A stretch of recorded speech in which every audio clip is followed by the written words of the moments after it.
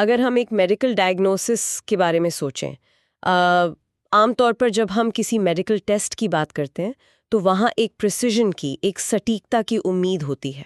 बिल्कुल, एकदम इंजीनियरिंग की तरह। मतलब अगर किसी की हड्डी टूट जाए तो एक्सरे उस टूटी हुई जगह को एकदम साफ दिखा देता है। हाँ, ब्रोकन या नॉट ब्रोकन बाइनरी होता है सब। हाँ। ये बहुत कंफर्टिंग भी है क्योंकि इंसानी फितरत को ना चीजें विजुअल और कैटेगराइज पसंद है। राइट।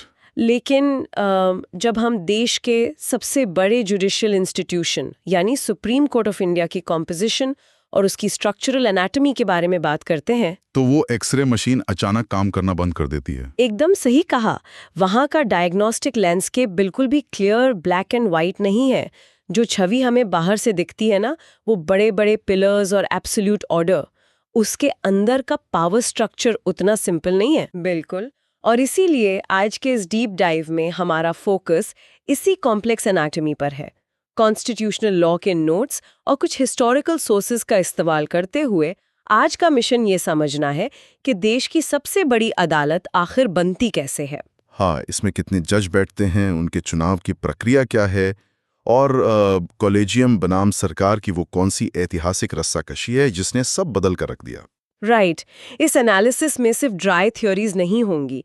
हम उस मैकेनिक्स को डिकोड करेंगे कि कैसे 1950 से लेकर आज तक जुडिशरी का आकार, उसकी ताकत और उसका कैरेक्टर लगातार इवॉल्व हुआ है।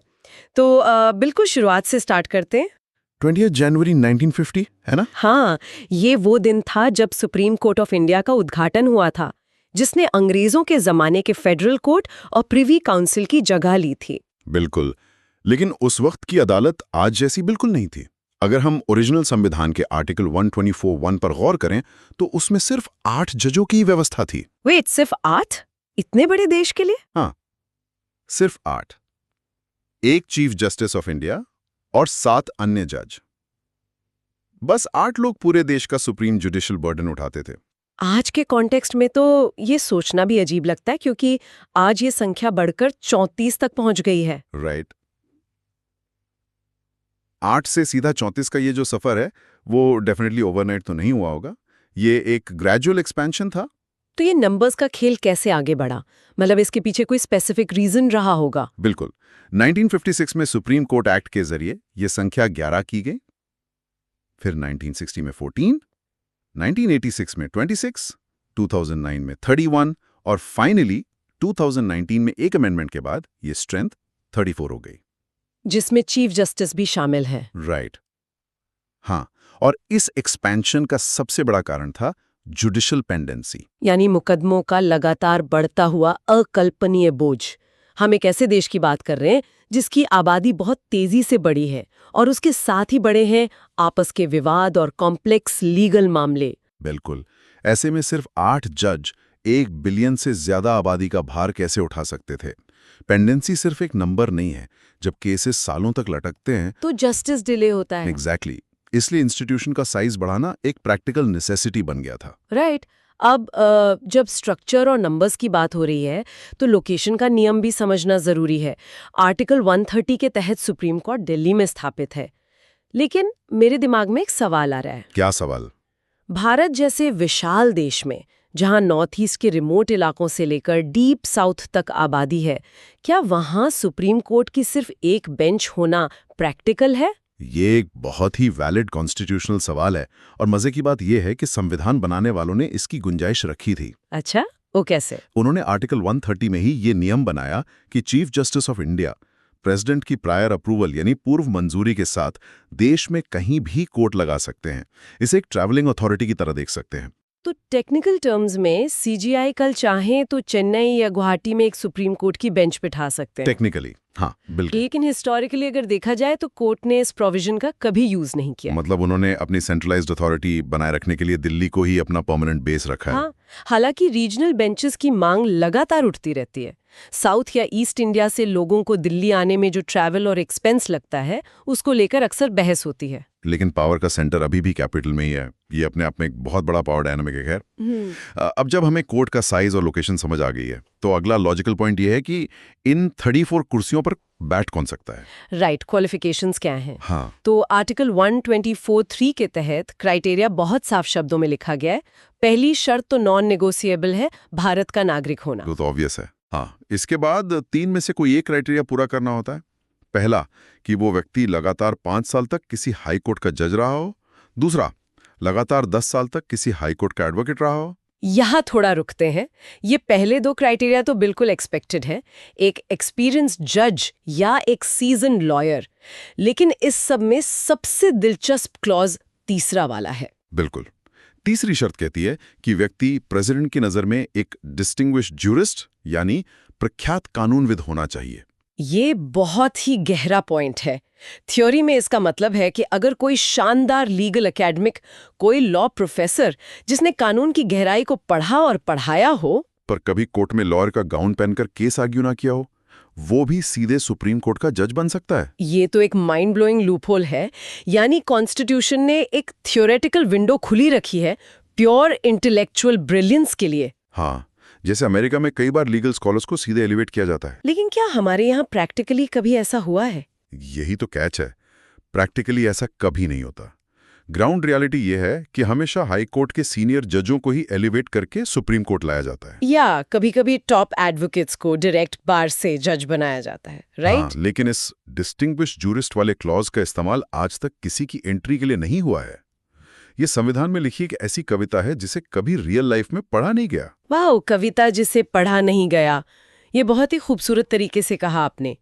लेकिन कोर्ट का काम तो रियल टाइम चलना है, सुप्रीम कोर्ट कभी छुट्टी तो ले नहीं सकता। बिल्कुल, justice can not take a day off. तो अगर जज कम पड़ जाएं या बीमार हो जाएं, तो उसके लिए क्या मैकेनिज्म है? इसके लिए संविधान में कुछ बहुत ही स्मार्ट शॉक अब्जॉर्बर्स फिट किए गए हैं ताकि सिस्टम कभी क्रैश ना हो। जैसे आर्टिकल 126 जो एक्टिंग सीजीआई की बात करता है। अगर चीफ जस्टिस का पोस्ट वेकेंट हो तो प्रेसिडेंट कोर्ट के ही किसी और जज को एक्टिंग चीफ जस्टिस बना सकते हैं। फिर आता है आर्टिकल 127। आर्टिकल 127 यानी एड हॉक जजेस। अगर किसी दिन कोरम पूरा ना हो, यानी किसी पर्टिकुलर कॉन्स्टिट्यूशनल बेंच के लिए जितने जज चाहिए उतने अवेलेबल ना हो, तो क्या होगा? ऐसे में चीफ जस्टिस प्रेसिडेंट की मंजूरी और रिलेटेड हाई कोर्ट के चीफ जस्टिस के कंसल्टेशन के बाद हाई कोर्ट के किसी ऐसे जज को बुला सकते हैं जो सुप्रीम कोर्ट जज बनने की क्वालिफिकेशन रखता हो। मतलब उनकी ये कॉन्स्टिट्यूशनल ड्यूटी बन जाती है कि वो अपनी बाकी ड्यूटीज छोड़कर इस सिटिंग को प्रायोरिटी दे। और अगर काम का बोझ अचानक से एकदम स्पाइक हो जाए तो आर्टिकल 128 के तहत रिटायर्ड जजों को वापस बुलाने का भी प्रावधान है। सीजेआई प्रेसिडेंट की कंसेंट से रिटायर्ड जजों को एक निश्चित समय के लिए वापस बेंच पर आने की रिक्वेस्ट कर सकते हैं। तो फ्लेक्सिबिलिटी पूरी है। योग्यता, नंबर्स और फ्लेक्सिबिलिटी तो बिल्कुल क्लियर हो गई। लेकिन अब आते हैं उस मुद्दे पर जो इस पूरे डीप डाइव का कोर है। असली पावर किसके पास है? एग्जैक्टली। इन 34 जजों को एक्चुअल में चुनता कौन है? क्योंकि यहीं से शुरू होती है भारतीय लीगल हिस्ट्री की सबसे बड़ी, सबसे ड्रामेटिक रस्साकशी। एक ऐसी टग ऑफ वॉर जहां रस्सी के एक एंड पर जुडिशरी है और दूसरी तरफ एग्जीक्यूटिव यानी सरकार। ये कॉन्फ्लिक्ट भारतीय लोकतंत्र की सबसे डिफाइनिंग स्टोरीज में से एक है। संविधान का आर्टिकल 124(2) कहता है कि प्रेसिडेंट जजों से कंसल्टेशन यानी परामर्श करने के बाद जजों की नियुक्ति करेंगे। लेकिन इस एक छोटे से शब्द कंसल्टेशन ने पूरे कॉन्स्टिट्यूशनल सिस्टम में आग लगा दी, है ना? आम भाषा में कंसल्टेशन का मतलब होता है सलाह लेना। अगर मैं किसी डॉक्टर से कंसल्टेशन लेती हूँ तो मैं उनकी बात सुनती हूँ, पर एंड में मेडिसिन खानी है या नहीं ये फैसला मेरा होता है। बिल्कुल सही एनालॉजी है। तो क्या संविधान में भी इसका यही मतलब था? क्या सिर्फ सलाह लेना काफी है या उस सलाह को मानना सरकार के लिए जरूरी है? इसी एक सवाल ने 3 बड़े ऐतिहासिक केसेस को जन्म दिया जिन्हें लीगली द 3 जजेस केसेस कहा जाता है। कहानी शुरू होती है 1981 के फर्स्ट जजेस केस से। इसमें क्या हुआ था? इसमें सुप्रीम कोर्ट ने लिटरल इंटरप्रिटेशन किया और कहा कि कंसल्टेशन का मतलब कंकरेंस यानी सहमति नहीं है। इसका सीधा असर तो ये हुआ कि जजों को चुनने की आखिरी पावर पूरी तरह से एग्जीक्यूटिव के हाथ में चली गई। सरकार चीफ जस्टिस से सलाह जरूर लेगी, लेकिन उनकी बात मानने के लिए बाउंड नहीं होगी। हाँ, यानी पॉलिटिशियंस का पल्ला भारी हो गया। लेकिन 12 साल बाद 1993 में सेकंड जजेस केस आया। ये इंडियन कॉन्स्टिट्यूशनल हिस्ट्री का सबसे बड़ा प्लॉट ट्विस्ट था। ओहो, वो कैसे?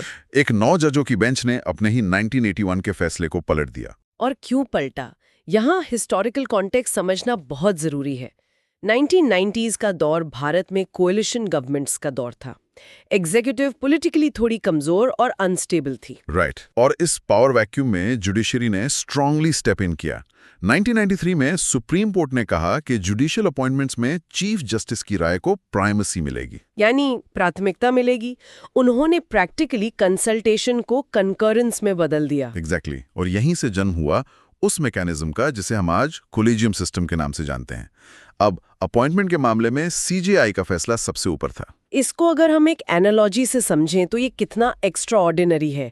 दुनिया की ज्यादातर डेमोक्रेसीज में जजों की नियुक्ति में एग्जीक्यूटिव या लेजिस्लेटिव ब्रांच का रोल होता है। बिल्कुल होता है। लेकिन कोलेजियम सिस्टम ऐसा है जैसे इंडियन क्रिकेट टीम के ग्राउंड पर खेलने वाले एग्जिस्टिंग प्लेयर्स ही बैठकर ये तय करें कि टीम में नया खिलाड़ी कौन आएगा। और इसमें बीसीसीआई, सिलेक्टर्स या कोच का कोई से ना हो, जज ही जजों को चुन रहे हैं। और ये पावर कंसोलिडेट होती गई। 1998 में थर्ड जजेस केस आया, जिसने इस कोलेजियम सिस्टम को और बड़ा और स्ट्रक्चर्ड कर दिया। हाँ, कोर्ट ने तय किया कि सीजेआई अकेले बंद कमरे में फैसला नहीं लेंगे। अब कोलेजियम में सीजेआई के साथ सुप्रीम कोर्ट के 4 सबसे सीनियर जज भी शामिल होंगे। इसके पीछे उनका तर्क था कि अपॉइंटमेंट का प्रोसेस किसी एक इंसान का इंडिविजुअल फैसला ना रहे, बल्कि एक कंसल्टेटिव प्रोसेस बन जाए। पर end of the day power तो उसी जुडिशियल बाउंड्री के अंदर ही रही ना। बिल्कुल। इस पॉइंट पर आकर जुडिशरी ने अपने चुनाव की पावर पूरी तरह से अपने हाथ में लॉक कर ली थी। अब जब जुडिशरी ने सारी पावर अपने पास ले ली तो ये उम्मीद करना बहुत गलत था कि चुनी हुई सरकार जो जनता को रिप्रेजेंट करती है वो चुपचाप बैठी रहेगी। और फिर आता है साल 2014, इस कहानी का सबसे बड़ा क्लाइमैक्स। ये एक ऐसा समय था जब पावर डायनामिक्स पूरी तरह से एक डायरेक्ट कोलिजन कोर्स पर थे। हम बात कर रहे हैं एनजेएसी की। पार्लियामेंट ने एकजुट होकर 99th कॉन्स्टिट्यूशनल अमेंडमेंट एक्ट पास किया, जिसने कोलिजियम सिस्टम को कूड़ेदान में डाल दिया और नेशनल जुडिशियल अपॉइंटमेंट्स कमीशन यानी एनजेएसी का निर्माण किया। इस कमीशन का स्ट्रक्चर समझना बहुत जरूरी है। इसमें 6 मेंबर्स की व्यवस्था की गई थी। चीफ जस्टिस, 2 सीनियर जज, देश के कानून मंत्री और 2 एमिनेंट पर्सन्स यानी प्रख्यात व्यक्ति। और इन एमिनेंट पर्सन्स को कौन चुनता? उन्हें भी एक ऐसी कमेटी चुनती जिसमें सीजेआई, प्राइम मिनिस्टर और लीडर ऑफ ऑपोजिशन होते। सरकार का तर्क बहुत सिंपल और अपीलिंग था। उनका कहना था कि जजों की नियुक्ति के प्रोसेस में सिर्फ जजों की मोनोपोली नहीं होनी चाहिए, चुनी हुई सरकार और सिविल सोसाइटी का भी दखल हो, ताकि एक ट्रांसपेरेंसी आए इस पूरे प्रोसेस में। लेकिन सुप्रीम कोर्ट ने इस बदलाव पर एक मैसिव पलटवार किया। 2015 के 4th जजेस केस में सुप्रीम कोर्ट ने इस अमेंडमेंट और एनजेएसी को पूरी तरह से असंवैधानिक घोषित कर दिया। मतलब उस अटेम्प्ट को वहीं स्ट्राइक डाउन कर दिया। हाँ जी। अब यहाँ किसी के भी दिमाग में आएगा कि सुप्रीम कोर्ट ने पार्लियामेंट के पास किए गए एक कानून को कैसे रद्द कर दिया। उनका लीगल जस्टिफिकेशन क्या था? उनका जस्टिफिकेशन बेस्ड था बेसिक स्ट्रक्चर डॉक्ट्रिन पर।